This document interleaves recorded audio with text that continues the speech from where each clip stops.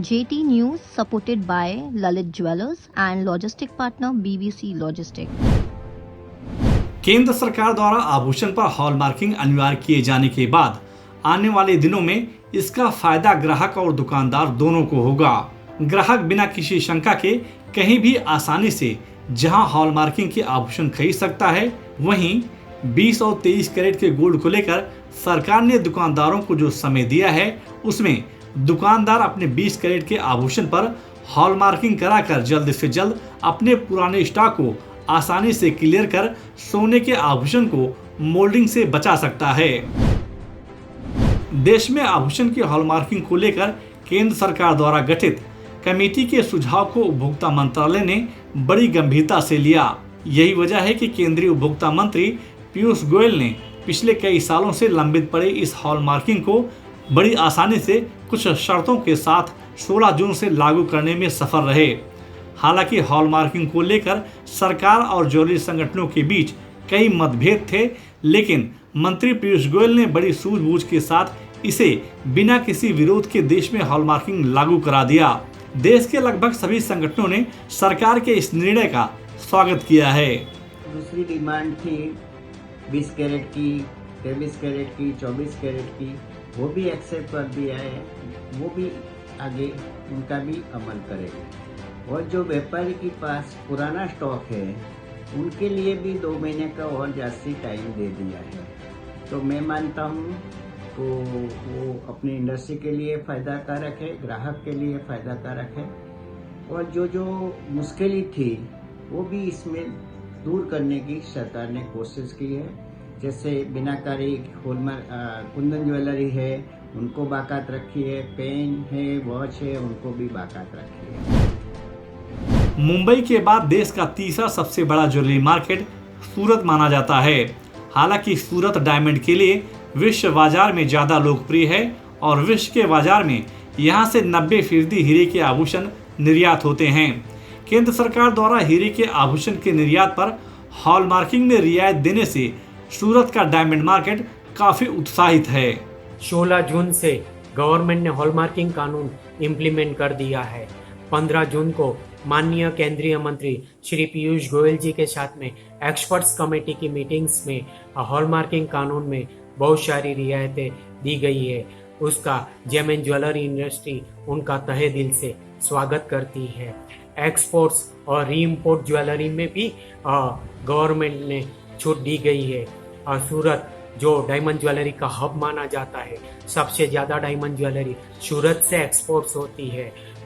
उससे इंडस्ट्री को बहुत बेनिफिट होगा और बायर्स के रिक्वायरमेंट के हिसाब से हम ज्वेलरी मैन्युफैक्चरिंग करके उनका एक्सपोर्ट्स करेंगे तो इंटरनेशनल मार्केट में हमारी इंडियन ज्वेलरी की मांग बढ़ेगी और इंडस्ट्री को बेनिफिट होगा।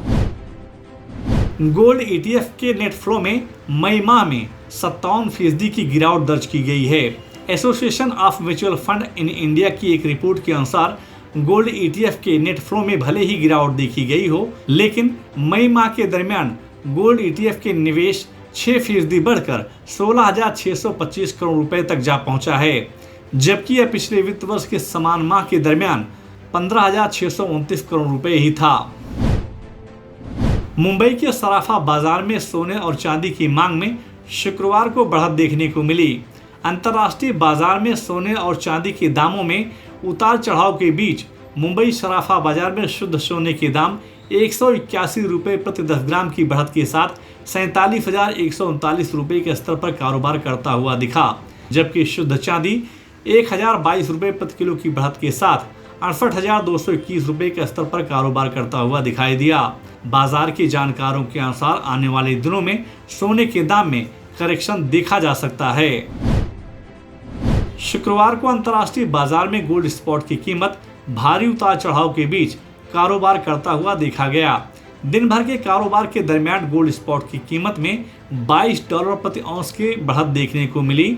दिन भर के कारोबार के दरमियान गोल्ड स्पॉट की कीमत $1794 प्रति औंस के आसपास कारोबार करता हुआ दिखा। बाजार विशेषज्ञों के अनुसार आने वाले दिनों में सोने के दाम में और करेक्शन देखा जा सकता है। शुक्रवार को मुंबई शेयर बाजार की शुरुआत सकारात्मक हुई।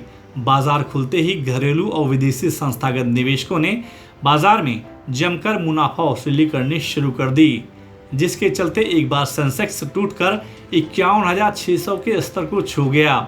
लेकिन दोपहर बाद बाजार में थोड़ी खरीदारी देखी गई और निवेशकों ने बैंकिंग, ऑटो, ऑयल और फार्मा सेक्टर के शेयरों में दोबारा खरीदारी करनी शुरू कर दी, जिसके चलते मुंबई शेयर बाजार 21 अंकों की मामूली बढ़त के साथ 52,344 अंकों पर बंद हुआ। वहीं निफ्टी दिन भर के कारोबार के बीच 8 अंकों की मामूली बढ़त के साथ 15,683 अंकों पर बंद हुआ। बाजार के जानकारों के अनुसार अगले सप्ताह मुंबई शेयर बाजार में बिकवाली का दबाव देखा जा सकता है। जेटी टॉप न्यूज के इस एपिसोड में बस इतना ही। आपको यह न्यूज कैसी लगी और आपके क्या सुझाव हैं, हमें कमेंट बॉक्स में जाकर शेयर जरूर करें। और अगर अभी तक आपने जेटी टॉप न्यूज को सब्सक्राइब नहीं किया तो आप तुरंत सब्सक्राइब, लाइक और शेयर जरूर करें, जिससे आप तक ज्वेलरी इंडस्ट्री की अपडेट खबरें पहुंचती रहें। JT News supported by Lalit Jewelers and logistic partner BBC Logistics.